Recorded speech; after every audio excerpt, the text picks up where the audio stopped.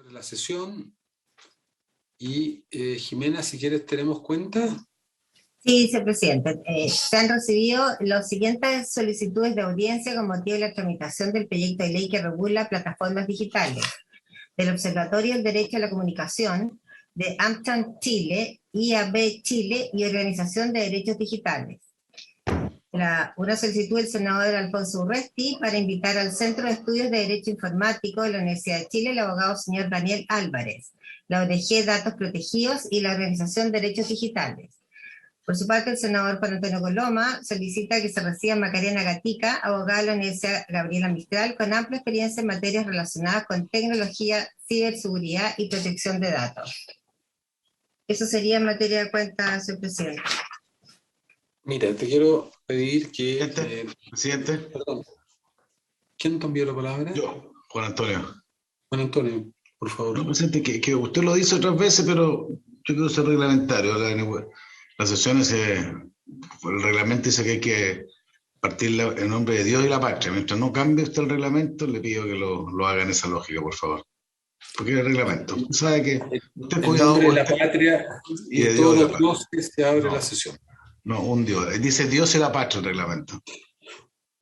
Oye, mira, tenemos la presidenta de la Academia de Ciencias, ¿no? Para que lo anote, Jimena, por favor. Mira, está pidiendo que se invite además a Pedro Maldonado, a Ricardo Baeza. Yo después te mando a una lista de personas le voy a mandar el nombre: Alejandro Soto, Álvaro Soto, Alejandro Jara. Yo te mando después a Julio el listado, ¿no? Ya, perfecto. Oye, miren, bueno, primero agradecer que estén acá, a saludar formalmente a Cecilia Hidalgo, nuestra presidenta de la Academia de Ciencias, que viene a todas las reuniones, a Nicolás Luco, bueno, y a nuestros asesores que han estado colaborando con nosotros, que son Carolina, Paulina, José Francisco, Carlos, no sé, no veo hoy día a Isabel, parece que no vino, a la biblioteca, a todos los que están acá, a Matías, a Teresita, y lo que ocurrió en la Cámara de Diputados fue muy importante porque la reforma constitucional tuvo una aprobación, yo diría, casi unánime, salvo con algunas personas que más bien porque pensaban que esto debiera ser parte de la nueva constitución, se abstuvieron, pero creo que es un esfuerzo muy importante que estamos haciendo. Entonces, hoy día teníamos que entrar a votar, a terminar de votar, intentar avanzar en el proyecto de ley que justamente va a poner en acción esta reforma constitucional, en lo que uno podría hablar o llamar las neurotecnologías directas. En la última sesión, el senador Coloma hizo algunos planteamientos que nos parecieron muy pertinentes, y por lo tanto revisamos un poco la redacción de algunos artículos, que es la idea que, como Jimena viene recién por primera vez, le vamos a pedir, no sé si les parece, a Matías que los pueda presentar, y después, bueno, los comentamos y vemos cómo los podemos ir resolviendo desde el punto de vista de la votación. Entonces, Matías, ¿te parece que tú los presentes? Sí, presidente, no hay problema. Por su intermedio, ¿paso a compartir pantalla o lo hace la secretaría? No, como quieras, Matías. Matías, tú mejor, porque sigue avanzando. Perfecto.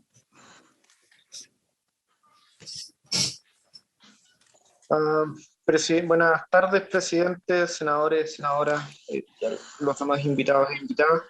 Voy a partir con un artículo que quedamos pendiente la vez pasada. Si recuerdan, habíamos visto el inciso segundo del artículo octavo, en que se eliminaran un par de incisos que se referían al artículo 10, por cuanto la tipificación completa había quedado dentro del artículo 10, así que se eliminaron. Pero vamos a ir revisando artículos 8, 9, 10 y siguiente en el orden, ¿no? El artículo octavo decía: por resolución fundada, la autoridad sanitaria podrá restringir o prohibir el uso de neurotecnología en razón de afectar indebidamente derechos fundamentales en casos tales como, y aquí están los 4 casos que habíamos contemplado directamente. Este artículo quedó pendiente de votación, si no me equivoco, la vez pasada, precisamente porque tenía 2 incisos que unánimemente se decidieron borrar en la medida que se tratara el artículo 10. pero como no terminamos de tratar el artículo 10, no lo terminamos de votar. A continuación, el artículo 9, habíamos dicho que establece la responsabilidad civil en las relaciones contractuales y extracontractuales que hay entre el proveedor, el productor y aquel que administra las neurotecnologías a un consumidor, al cual se establece una responsabilidad solidaria y objetiva por los daños materiales y morales que ocasionaren. Salvo que estos daños sean al uso de la neurotecnología distinto del autorizado o sea exclusiva obra de malicia de quien lo administró. Entender en este artículo que existen dos clases de relaciones, las relaciones con el consumidor, en la que se establece la responsabilidad objetiva, es decir, que no requiere culpa. Basta con señalar que hay una causalidad entre el daño y el uso de esta neurotecnología, así como el uso indebido y los demás requisitos de la responsabilidad. Las relaciones internas entre los acreedores de esta responsabilidad y el deudor, está el productor, el proveedor y el que lo administra. Es decir, el consumidor finalmente podrá dirigirse contra cualquiera de ellos. Esto tiene por finalidad darle un respaldo al consumidor, ya que normalmente el que administra la neurotecnología o el que la vende, en el fondo, el que la provee, no va a tener las capacidades económicas o no necesariamente va a tener una posibilidad de responder ante los daños que ello cause. Generalmente va a ser el productor contra el que se dirige. Ahora, el productor podrá después repetir contra cualquiera de los otros dos en la medida que tenga o pruebe la responsabilidad de aquellos respecto del problema en concreto, en cuyo caso la responsabilidad vuelve a ser con los sentidos originarios que tiene toda responsabilidad civil. ¿Por qué era importante el tema de que fuera responsabilidad objetiva, es decir, sin culpa, sin que me diera un dolo o una negligencia por parte del autor o de aquel a que se le imputa la responsabilidad?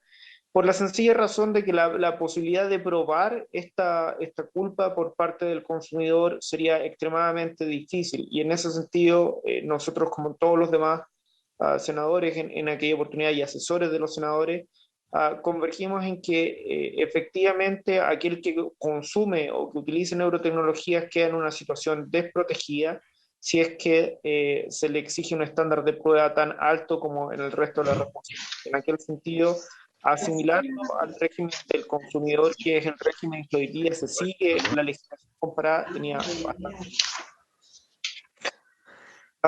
Finalmente, y para terminar, digamos, esta primera parte de artículos pendientes que se refieren a la responsabilidad que emana del uso de neurotecnologías, está la responsabilidad penal que se estableció en el artículo 10 y a petición de los senadores en un artículo 15 que vamos a examinar a continuación. La objeción que hubo respecto del artículo 10 en la sesión pasada era respecto de la letra C, que ahora pasa a ser una letra A, que se refería al uso de neurotecnología de manera subrepticia en el caso de la actividad electoral o en las elecciones, ¿no? En la medida que ella se utilizara de alguna forma para, de una manera ilegítima, condicionar la elección y obtener un resultado en favor de determinado candidato. El problema aquí era que, como bien lo dijo el senador Caloma en su oportunidad, esto podría utilizarse como una herramienta para hacer indefinidamente oneroso y indefinidamente extendido el tema del mal perdedor de una elección. Entonces se nos pidió que diéramos criterios más objetivos y más difíciles de establecer, un estándar que fuera más claro de en qué caso el uso de neurotecnologías no era legítimo. Por eso se estableció esta condición de que el someterse al uso de neurotecnología debe hacerse subrepticiamente, es decir, de manera oculta o clandestina al receptor de esta neurotecnología. Además, debe hacerse de una forma no ilegítima, entendiendo que uno podría decidir posteriormente, en la medida que se vaya desarrollando este tipo de tecnología, que un canal para hacer propaganda electoral puede ser ella. y cosa que podría ser legítima en la medida que aquel que esté utilizando la neurotecnología preste su voluntad para recibir este tipo de propaganda. Con esas dos condiciones, entonces, creemos que se establece una cota a la responsabilidad penal por este tipo de infracciones que, recordemos, los está bajo el estándar de prueba de cualquier acción penal, es decir, más allá de toda duda razonable. Entonces, quien deba invocarlo y quien deba denunciar ante el Ministerio Público va a tener con claridad que el Ministerio Público, para poder llevar esta acción, va a tener que tener una prueba suficientemente robusta para poder impugnar tales elecciones. Esto se refleja además con el artículo 15, en la que se hace una agregación de los numerales 10 y 11 del artículo 149 de la Ley sobre Votaciones Populares y Escrutinio, en la que el artículo 149 establece una serie de delitos en los que se pueden incurrir durante las elecciones, pero que más bien están descritos de una forma casuística respecto de condiciones muy específicas que pueden ocurrir en el delito. Si me lo permiten, voy a pasar a compartirlo mediante un cuadro comparado para que puedan revisarlo.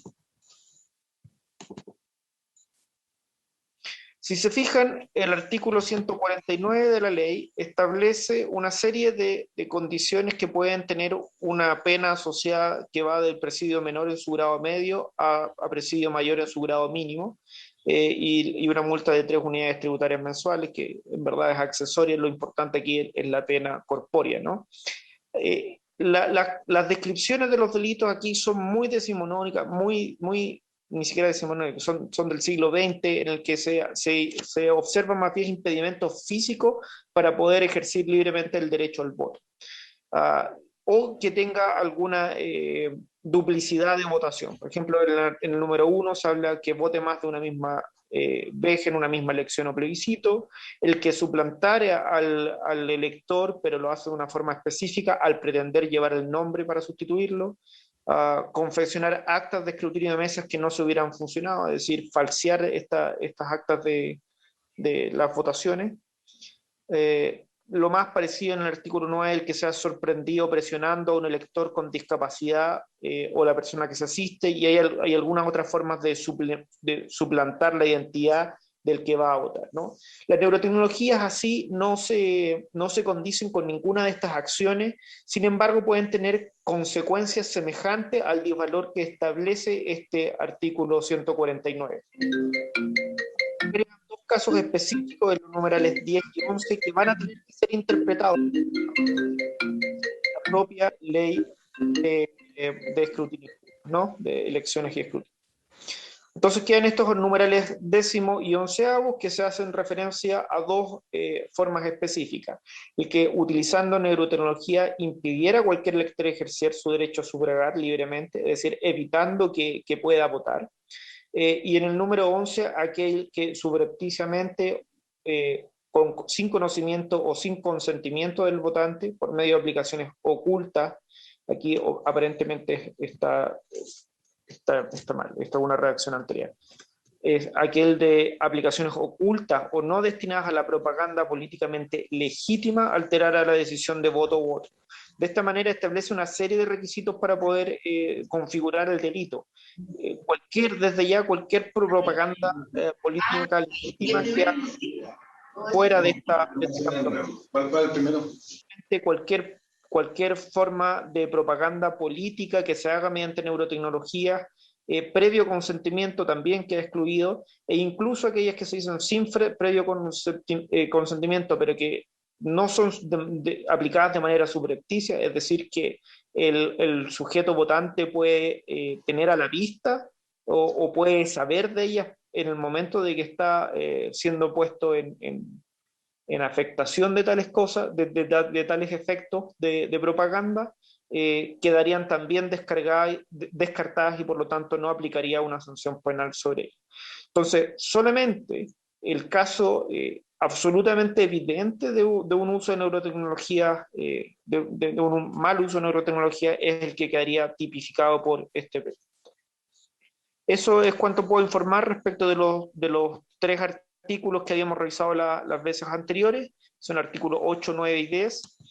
Y si tiene a bien, presidente, preferiría que se levantaran las dudas o los temas pendientes sobre estos que se refieren a la responsabilidad y luego revisar el resto de los artículos. Bueno, yo prefiero que demos la palabra, no sé, a nuestros expertos, expertas primero, a quien tenga opinión. No sé si, Carlos, tú quieres hacer un pequeño resumen, más bien tu Sí, vista. yo encantado, pero me parece que José quiere decir algo, porque tiene la mano No lo levantada. vi. ¿Usted levantó la mano? Ah, perdón, José, sí. Gracias, presidente. Señor presidente, saludarlo a usted y por su intermedio a los demás senadores y a los demás asesores. Nosotros como Ejecutivo tenemos aprehensiones respecto del texto del artículo 9. Estuvimos discutiendo durante la semana con los asesores, yo planteé mis dudas ahí, estuvimos conversando con Carlos y con Isabel. Lo que nos preocupa en el fondo de este texto es que, a ver, nuestra legislación, ¿cierto?, establece respecto del régimen de responsabilidad el sistema subjetivo, o sea, vale decir que supone necesariamente la culpabilidad o la intencionalidad de su autor. O sea, no hay responsabilidad salvo que el hecho perjudicial provenga del dolo o la culpa. O sea, en definitiva, se debe analizar la conducta del sujeto. Para que una persona, en el fondo, sea responsabilizada y obligada a resarcir un daño, debe comprobarse por parte de quien sufrió el daño que existe una conducta culposa o dolosa. ¿Cierto? Como contrapartida, establece la responsabilidad objetiva, que es el caso que se estableció en el artículo 9, que a diferencia del anterior, en el fondo prescinde absolutamente de la conducta del sujeto, tanto de si que hubiese culpa o intencionalidad. O sea, se atiende única y exclusivamente al daño producido. O sea, basta que se produzca el daño para que el autor sea responsable. Cabe señalar que en el fondo que la responsabilidad objetiva es excepcional, que establece en nuestro Código Civil y en otras leyes anexas, en el fondo, determinados casos que son bastante puntuales. ¿Qué es lo que nos complica en el fondo? Que el artículo 9, ¿cierto?, como lo leyó Matías, señala que tanto el productor, el proveedor y todo aquel que administre neurotecnologías a un consumidor serán responsables solidaria y objetivamente por los daños materiales y morales que ocasionaren, salvo que estos daños se deban al uso de la neurotecnología distinto del autorizado o sea exclusiva obra de la malicia que la administra. O sea, estos dos últimos casos serían como las eximentes, entiendo yo. En este sentido, en el fondo, tenemos que distinguir tres tipos de actores, en el fondo, que sería el productor, sería el proveedor y la persona, ¿cierto?, que administra la neurotecnología. Les quiero poner un ejemplo para ver si yo entiendo bien cómo funciona esto y la atención. Supongamos que un productor en Estados Unidos manufactura una determinada neurotecnología sin ninguna deficiencia técnica, siguiendo todos los estándares del proceso de producción, que se lleva la materialidad, la categoría o bien la idoneidad de los profesionales que participaron en su creación, que se crea un producto perfecto cumpliendo con todos los estándares.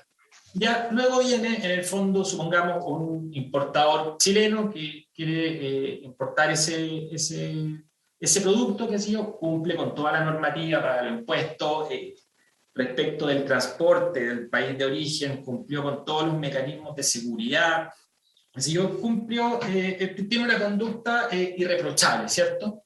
Para después, por ejemplo, venderlo a una clínica o a un determinado establecimiento comercial para que sea comercializado.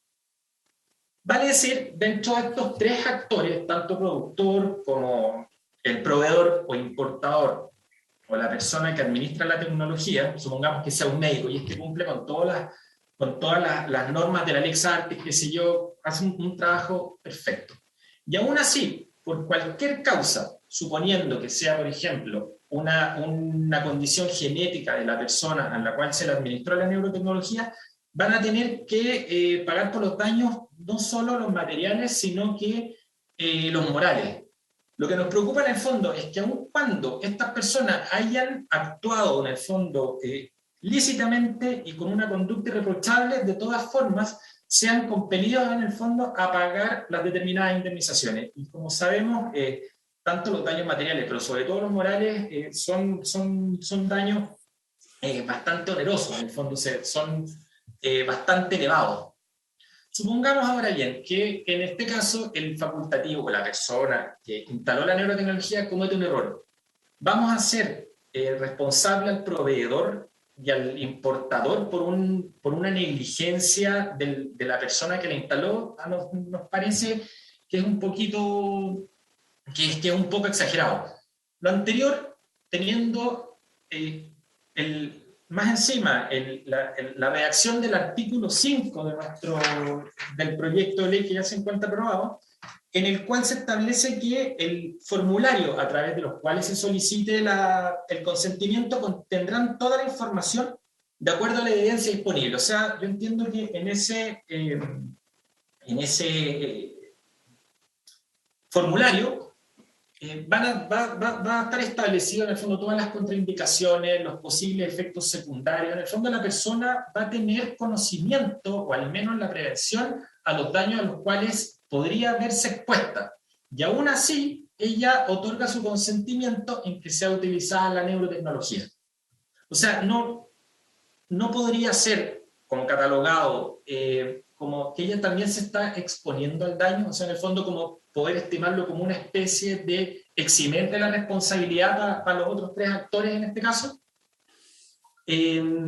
Supongamos además, hace alusión a que también deberán responder por los daños morales. Supongamos que la persona a la cual se le instaló una neurotecnología fallece.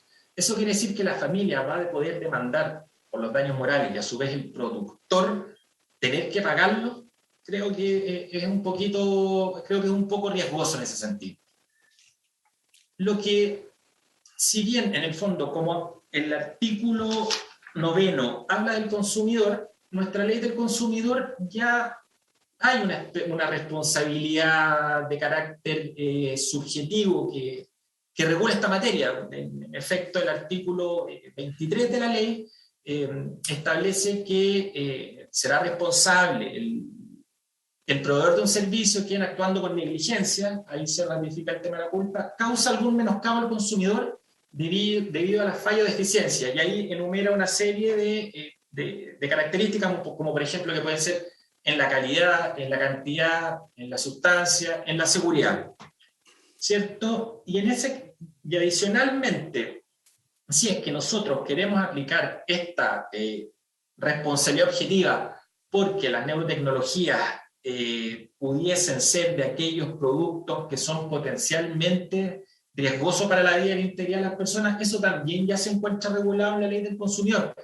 En efecto, establece una condición adicional al proveedor, en la cual consiste básicamente en que en la venta de este producto él debe incorporar instructivos o las indicaciones en idioma castellano y las advertencias para que el empleo o la utilización se efectúe en el fondo de la manera más segura posible, ¿cierto? Continúa la referida norma, señalando que será responsable solidariamente el proveedor, qué sé yo, cuando se detecte, ya sea por sentencia judicial o por la autoridad, que un producto es dañino o peligroso para la salud.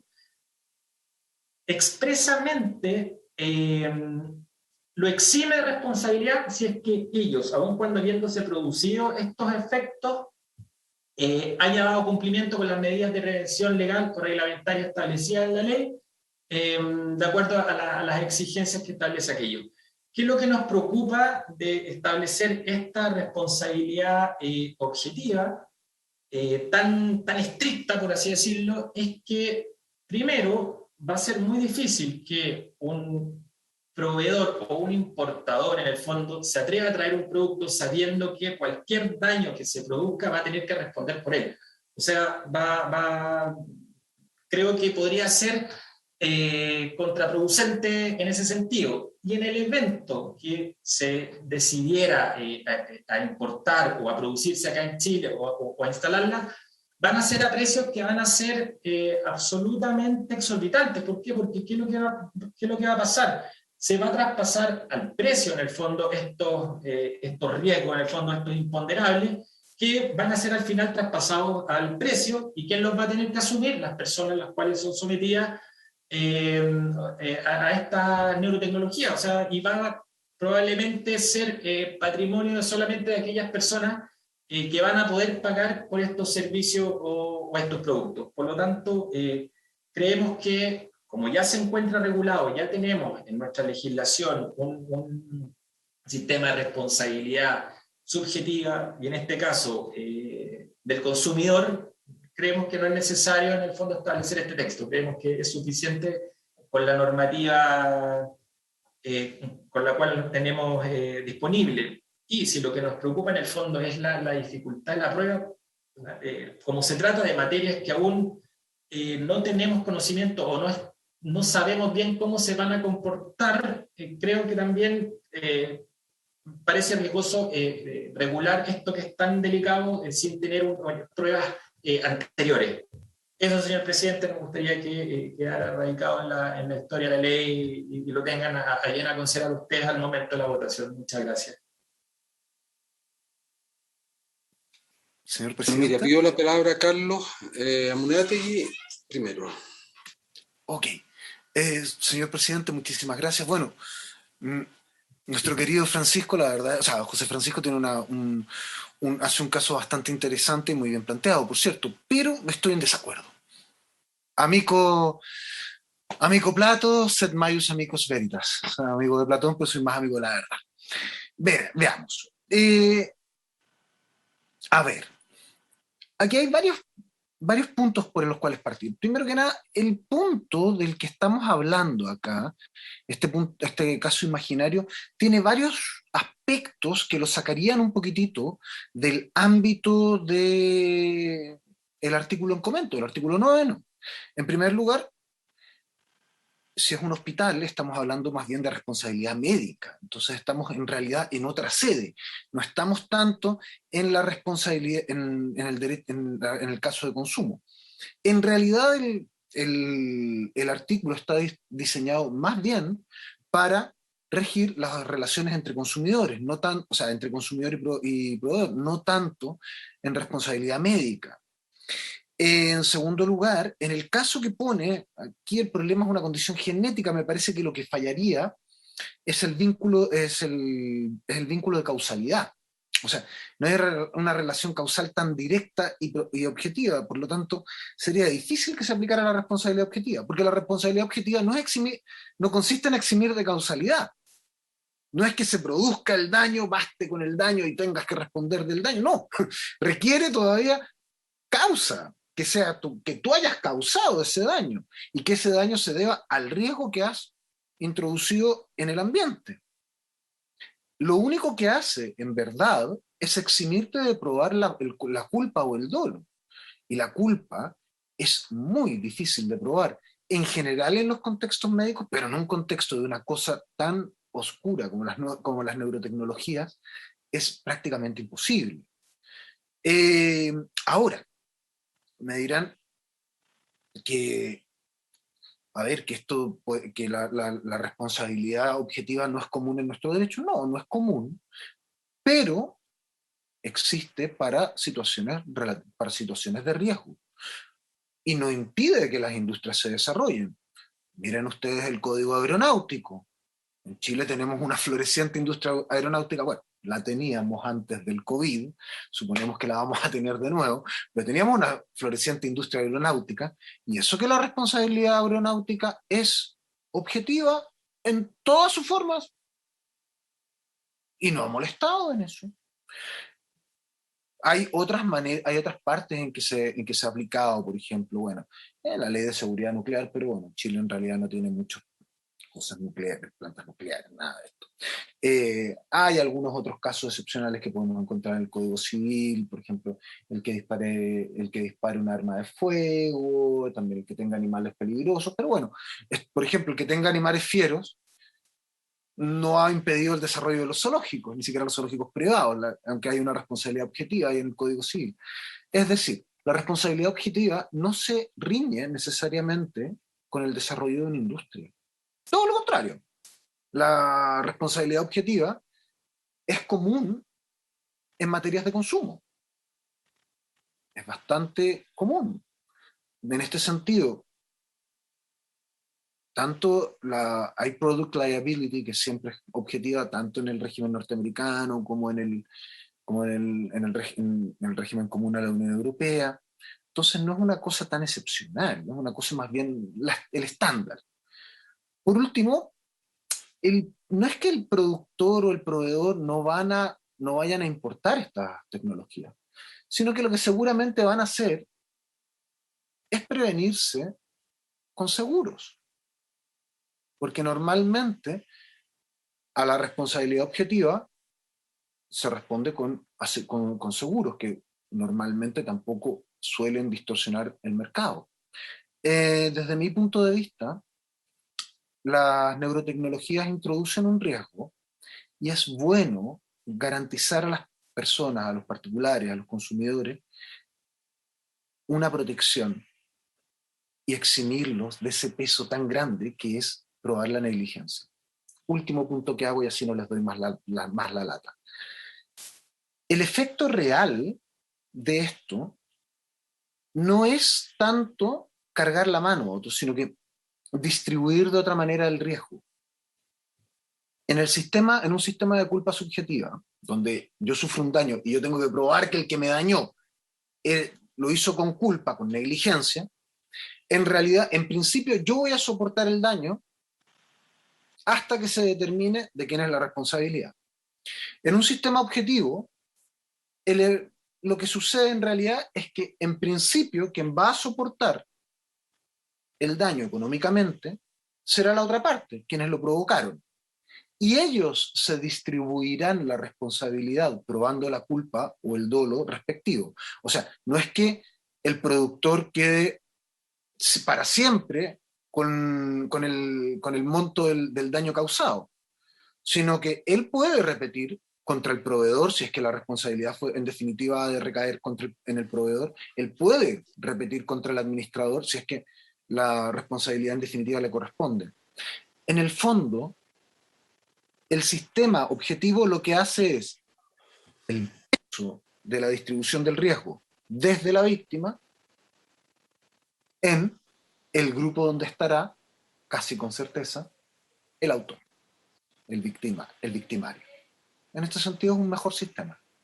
Nada, muchas gracias por su paciencia. Oye, mira, sí, lo que yo creo que también hay que ponerlo en contexto, que tal vez es difícil poder mirarlo, porque lo que estamos hablando no es de cualquier proceso y fenómeno, estamos hablando de neurotecnologías que van a intervenir directamente al cerebro. En las más de las veces la persona ni siquiera va a saber que su cerebro fue hackeado e intervenido. En las más de las veces la persona ni siquiera puede saber que a lo mejor tuvo un accidente porque fue hackeado para tener el accidente. O fue hackeado su auto. Si es una neurotecnología indirecta que puede tomar el control del vehículo, si el vehículo es un vehículo autónomo, ese vehículo puede ser hackeado y puede ser dirigido a un precipicio, o sea, de lo que estamos hablando son de un mundo que es totalmente distinto. Estamos hablando de la inteligencia artificial. Entonces, en la lógica de José yo la entiendo, pero es para el mundo analógico comprensible.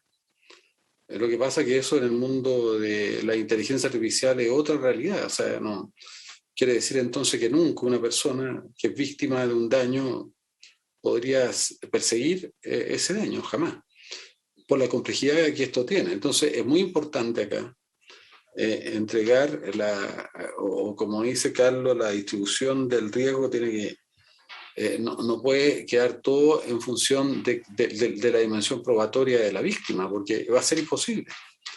La simetría es gigantesca.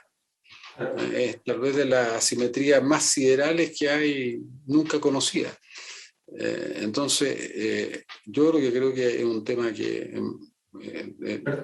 requiere de otro enfoque. Pero José, espera, deja la palabra al senador Coloma primero. A ver, a mí me hace, lo que pasa que a mí me hace sentido lo que dice don José. Yo la verdad es que estoy reflexivo hace varios días respecto de este tema, y se lo explico al revés. No es que sea el mundo analógico o el mundo no analógico, digamos, es que de alguna manera este tipo de situaciones, a ver, voy a partir al revés. Aquí estamos haciendo modificaciones en esta ley a temas bien profundos, pero adicionalmente estamos incursionando una nueva lógica civil, comercial, penal y electoral. No es poco lo que se pretende por esta vía. Y a veces uno tiende a tratar de resumir y crear nuevas instituciones de una forma que, a mi juicio, puede no hacerse cargo de muchas realidades asociadas a esas relaciones que sí se hacen en otras leyes y que acá, porque no todo parte y termina con la tecnología, pretendemos agotar.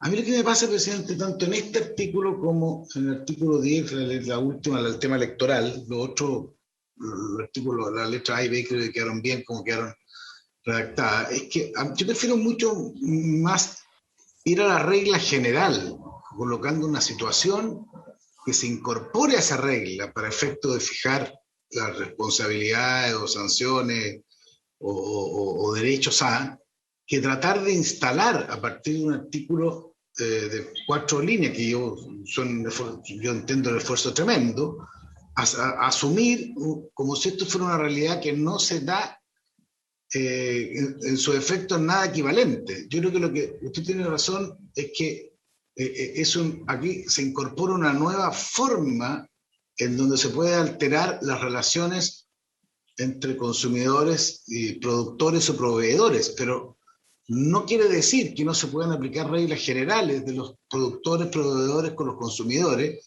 en la medida que uno instale esto como parte de esa nueva realidad de la cual hacerse cargo. Entonces a mí me complica tratar de reemplazar lo que han sido esfuerzos grandes legislativos, que han sido todo parte, digamos, por una nueva norma que pretende compilar todo lo que ha costado tanta sangre sobre lágrimas, ir generando una cierta, porque no se llega a una cierta cancha más pareja. Entonces, yo no sé cuál relevante es, y aquí me gustaría preguntarle a los que han estado viendo el tema más como expertos, como especialistas, bien transversalmente, cuán importante es generar esta norma excluyente de la ley, o por qué no intentar generar un escenario en donde las leyes que existen se puedan aplicar a partir de esta nueva realidad que se instala, que es distinto, porque hay un montón de situaciones que se pueden dar, digamos, y que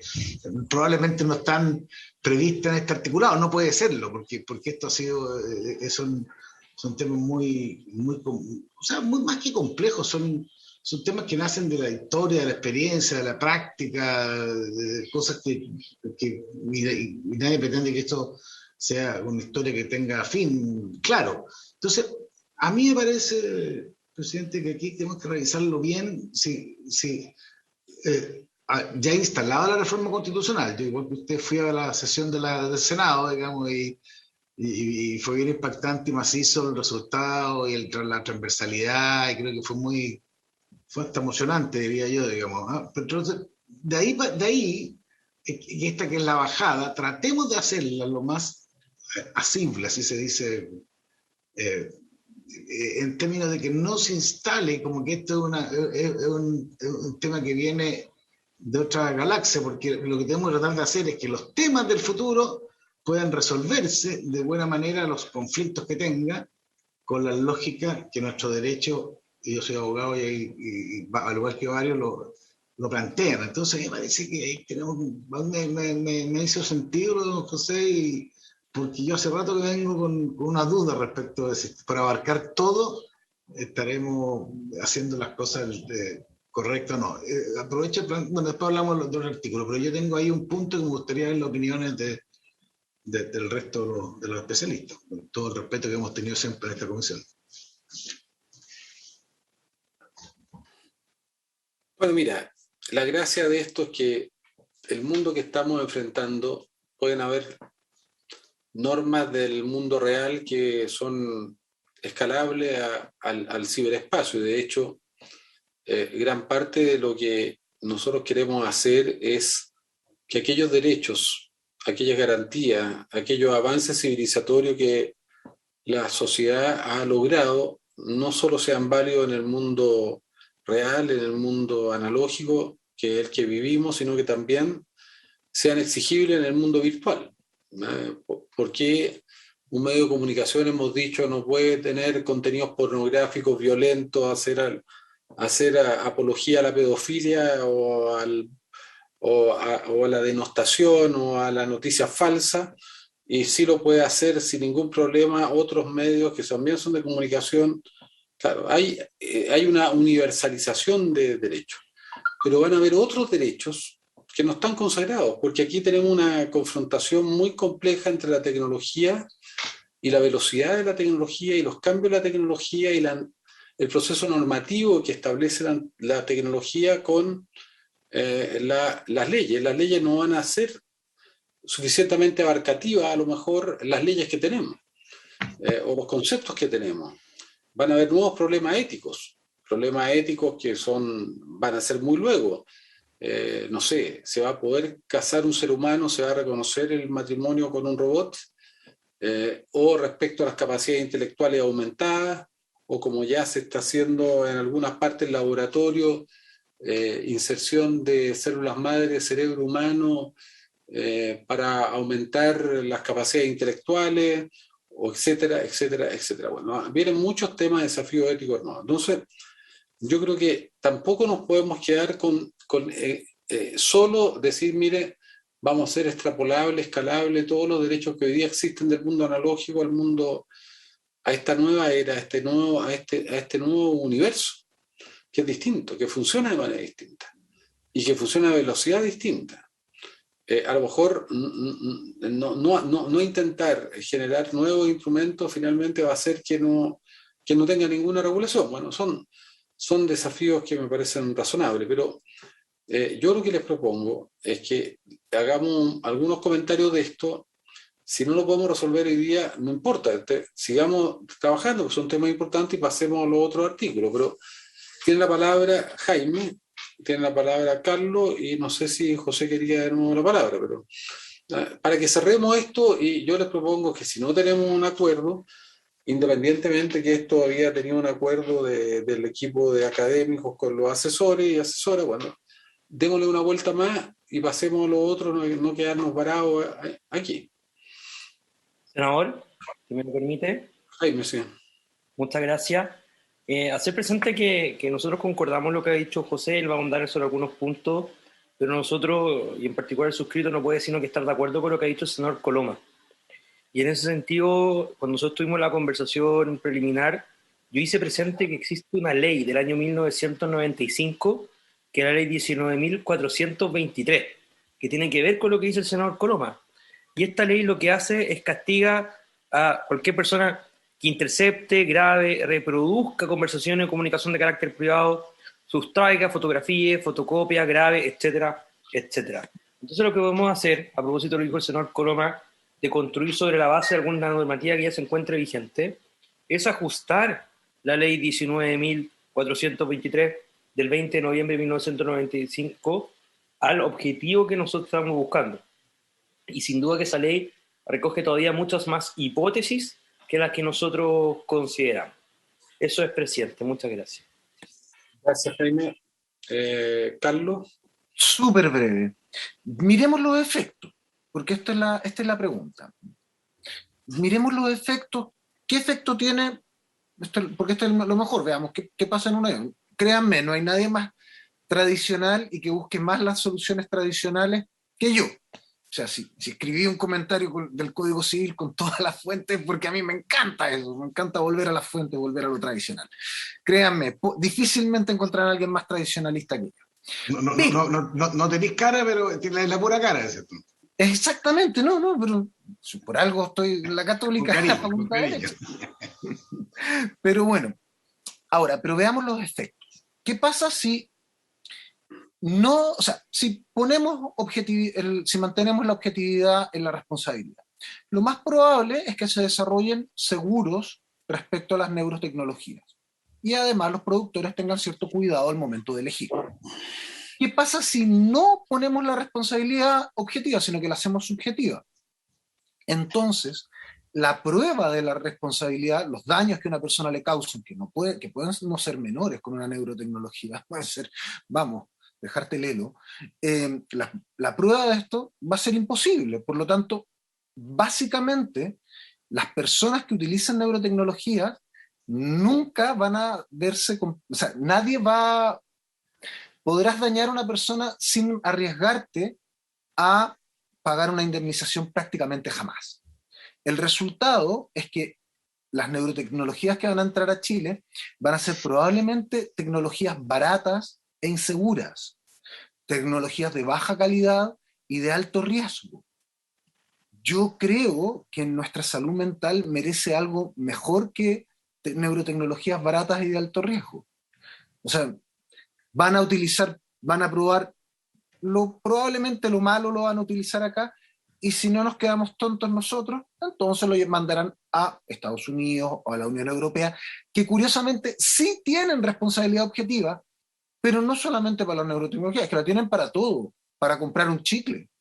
Vamos a tener las neurotecnologías con una responsabilidad menos estricta que los chicles en Europa. No sé. Bueno, en fin, ese es mi punto de vista. Presidente. José, sí. Perdón, ¿quién estaba hablando? Matías. Pero darle la palabra primero a José y después tú, Matías. Perdón. Gracias, señor presidente. Respecto al comentario de Carlos de los seguros, yo creo que podría darse en el fondo de que si se mantuviese la responsabilidad objetiva y que los proveedores en el fondo se resguarden a través de seguros, yo creo que al contrario de lo que señala, efectivamente los proveedores podrían no ponerle el pino suficiente a generar productos buenos, porque da lo mismo en el fondo producir productos que no produzcan ningún daño o bajo los más altos estándares, igual van a tener que indemnizar a las personas, sea un producto malo o sea un producto bueno. Creo que ahí se produciría en el fondo eventualmente una baja en la calidad, pues van a decir, oye, pero si voy a tener que pagar igual, da lo mismo la clase de productos que se establezcan. Respecto a lo que señaló Carlos, que son los proveedores los que ponen el riesgo en el ambiente, yo creo que eso se da en el caso, por ejemplo, de la responsabilidad objetiva por energía atómica o aquellos que transportan sustancias marítimas, qué sé yo. Pero acá recordemos que hay una obligatoriedad de que el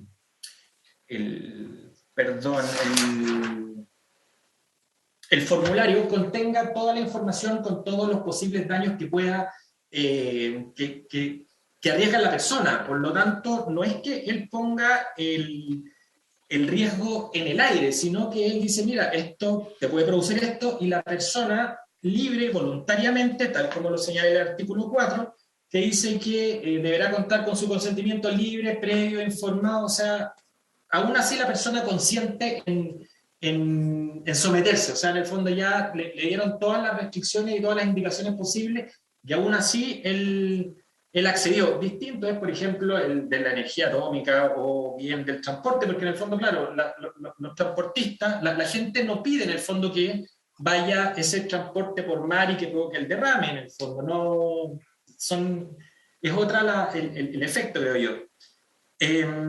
Respecto a lo que señaló el señor presidente, que ¿no? deberíamos también fijarnos en el caso de aquellas personas que andan en la calle, en el fondo, apuntando utilizando neurotecnología sin el consentimiento de las demás personas, esa hipótesis no está regulada en este artículo 9, porque solamente se remite a los consumidores. Por lo tanto, se entiende que tiene que haber una especie de contrato entre quien utiliza, entre quien se usa y quien la vende, la adquiere, etc.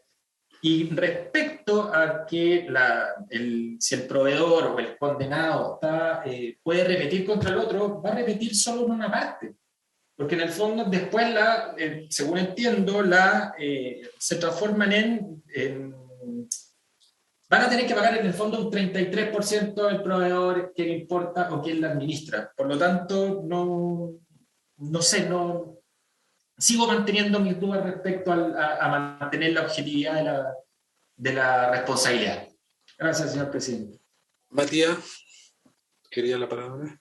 Sí, presidente, y voy a tomarme un tiempo, eso sí, porque la explicación es un poquito más larga y voy a dar un ejemplo también, pero partamos de la base que la responsabilidad no es la regla general en el derecho civil. La regla general es que los daños los sufre y por lo tanto los paga la persona sobre los que se ejercen los daños. La responsabilidad es una regla excepcional que permite trasladar el costo de esos daños, esos perjuicios, a un tercero. Y se da esa responsabilidad cuando se cumplen una serie de requisitos que establece el derecho civil.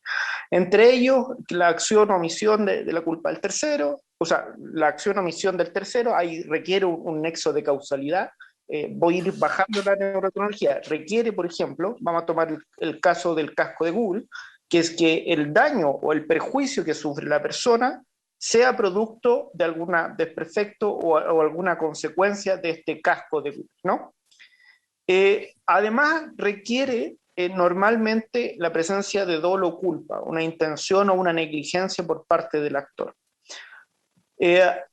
Otro requisito es que no incurran causas de exculpación, por ejemplo, que no haya causa fortuita o fuerza mayor.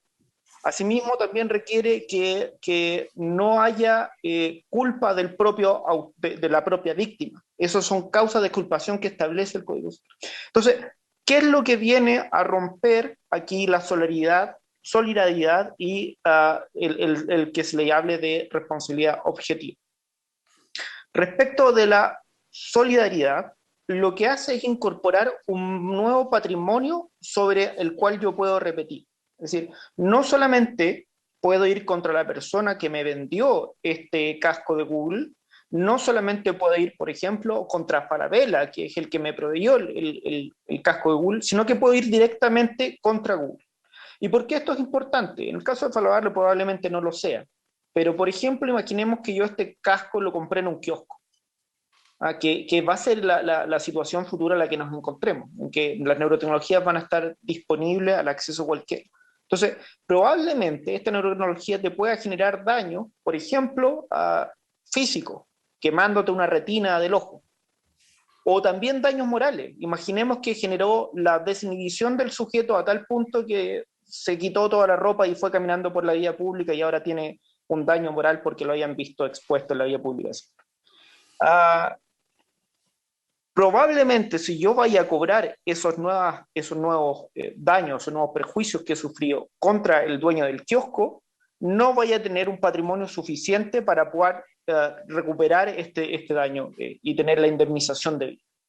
Así lo que hace la solidaridad es permitir que yo no repita contra él, sino que vaya directamente contra Google o contra la empresa que fabricó ese caso. ¿Qué es lo que hace la objetivación? Y veámoslo a contrario sensu. ¿Qué es lo que pasaría si yo no pusiera esta regla de solidaridad? Tendría que ir directamente con el sujeto que me provee la neurotecnología o que administra la neurotecnología. Ese sería el caso complejo de no establecer la solidaridad. ¿Qué es lo que quita la objetivación? No requiero comprobar la culpa o dolo. Imaginemos que yo ahora tengo que probar la culpa de Google de que haya fallado alguno de los dispositivos dentro del casco, o que haya tenido que probar la culpa del que trasladó el casco de que no tuvo un desperfecto durante el traslado, o del que me lo vendió que no lo haya adulterado durante el... Se fija que el nivel de responsabilidad que le exige al sujeto que está solicitando la indemnización se vuelve completamente fuera de las capacidades que tiene una persona común y corriente que accede a este tipo de neurotecnología. ¿Qué es lo que no haría este sistema si estuviera la culpa objetiva? Yo le permitiría a toda la cadena de producción establecer una serie de formas de eximirme de la culpa al decir que tenía la responsabilidad alguno de los demás actores que intervino antes de que llegara el casco a mis manos. Por ejemplo, el producto que hace Google probablemente lo compra una empresa china que hace el plástico, a una que hace el sistema de cableado, a otra que haga el sistema de software. Yo tendría que ir contra la persona que generalmente me causó el daño.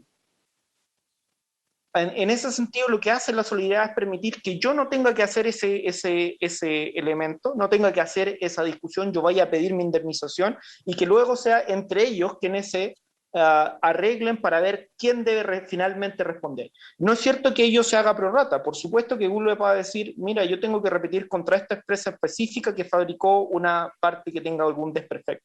O yo voy a tener que repetir directamente contra el actor que adulteró el casco en el transcurso y que se lo vendió a esta persona. De hecho, aquí específicamente decimos, si la obra o malicia es de quien lo administró, Google va a poder romper esa solidaridad incluso antes de que exista y decir, mire, esa persona tuvo la completa responsabilidad de este desperfecto. De lo contrario, yo tendría una serie de pruebas para la persona común y corriente que interactúa con neurotecnología que en la práctica no la va a poder lograr satisfacer. Y estas no son respuestas novedosas al derecho. La verdad es que la solidaridad y la objetividad, es decir, quitarle la culpa, va hace bastante tiempo para una serie de actividades que generan riesgo, como lo mencionó el profesor anterior. Entonces, para finalizar, solamente decir que el artículo 9 lo que hace es más bien ajustarlo a situaciones que se están dando hoy en día en el extranjero, que la legislación comparada está evidenciando y que supone una protección de la parte que tiene que reclamarlo, pero bajo ninguna lógica podría significar que el productor finalmente luego no pudiera repetir contra el resto de los actores que tuvieron que intervenir, o que se diera el caso, como dice el profesor Amunátegui, de contratar seguros, que es lo más probable que ocurra en esta situación concreta. Eso es lo que quería comentar y hacerles llegar presente. Perdón, perdón, Matías, señor presidente, por su intermedio, mencionaba la palabra, por favor. Sí. Matías, respecto a los ejemplos que tuviste, en el fondo, entiendo que lo que tú quieres es invertir la carga de la prueba.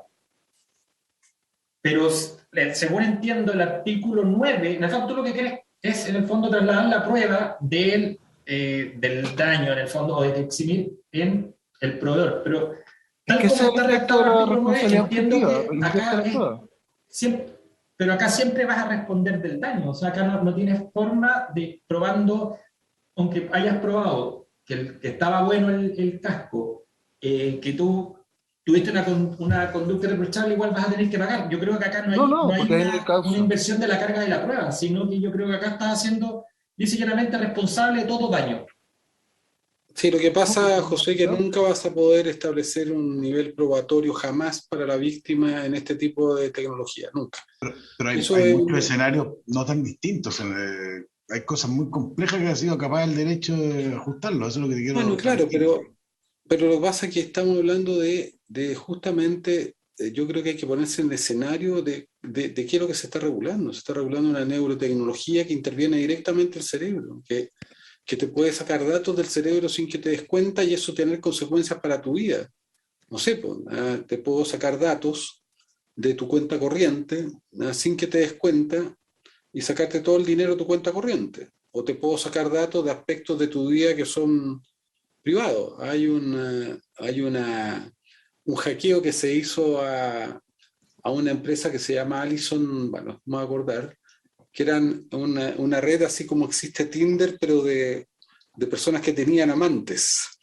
Bueno, los hackearon y hicieron público la información de los que tenían amantes, por ejemplo. Bueno, O sea, tiene consecuencias de todo tipo, ¿no? Porque aquí lo que estamos hablando no es de, por eso digo, no es de cualquier hecho, o sea, estamos hablando de situaciones donde estas neurotecnologías se van a extraer de tu actividad cerebral, pueden extraer ciertos datos que pueden tener consecuencias que son devastadoras, ¿no? Desde conocer información tuya que tú no quieres que conozca nadie, hasta información de respecto a temas de, no sé, de recursos económicos, hasta modificar tus conductas, hasta, bueno, yo lo que propongo es que tratemos de darle un poco más vuelta, que lo reflexionemos más, pero lo que está, yo creo que la postura de José en el fondo es una lógica de absoluta impunidad en este contexto. La ley sería la ley No, de este artículo, llamémoslo el pero artículo de no impunidad. caricaturice, senador. No, pero sí, para ponerlo. Iba tan bien, no resiste, no resiste. Ya, pero mira, ya yo les propongo que trabajemos un poco más. Nada, se llama Ashley Madison. Me lo pone Miguel Vergara. O sea, es un caso fue bien interesante porque, bueno, ahí cada cual verá en su dimensión ética el legítimo derecho de tener una plataforma donde tú ibas a buscar amantes de personas que se suponía que estaban casados. Entonces generó una controversia bien interesante el hackeo de la fase de datos. Bueno, ¿cómo? Yo Me da un propongo que segundo. sigamos a Sí, Juan no, Antonio. 10 segundos. Sí. Mira, si lo único que yo quiero, veámoslo, pensémoslo, ¿cierto? Que tenemos que hacerlo bien, pero yo, yo pediría que confiemos un poco que la arquitectura jurídica se puede colocar en distintas situaciones. Eso es todo lo que yo digo. No hay que, porque las situaciones pueden ser diferentes, pero los principios pueden ser más o menos los mismos. Entonces, eso es lo que yo trato de plantear. Eso es para mí el objetivo central. Démosle una vuelta, digamos, pero eso es lo que yo quiero transmitir, digamos, que no es que, y por eso que entiendo lo de José, digamos, si de repente uno trata de armar un escenario, digamos, a partir de una realidad como si eso no estuviera también acompañado de principios que se dan en otro escenario que en su momento han podido ser resueltos, lo que dice Jaime también. Eso es lo que yo quiero colocar arriba de la mesa. Démosle una vuelta y no caricaturicemos, porque don José nunca No, ha planteado algo de esa naturaleza. yo digo si lo hace sin mala intención, No, eso lo es hace más, es sin peor, dolo, po. lo hace sin Eso es dolo, peor, eso es peor, porque si lo, no, lo del eso hace no tiene sin un dolo, pelo, pero del así eso no tiene pelo, así que no. a veces puede tener consecuencias dramáticas aun cuando no tenga dolo, pues. Bueno, Ya, oye, ya. bueno, dejémoslo hasta Estamos, acá, pues. pero pensémoslo. Ya, y tratemos de estudiar el proyecto los senadores para poder avanzar el lunes un poco más, para llegar un poco más. ¿Les parece? Ok. Ya, pues, Abrazos, que le vaya muchas bien. gracias, que lo Chao, pasen chao, que estén bien. bien, hasta luego. Chao.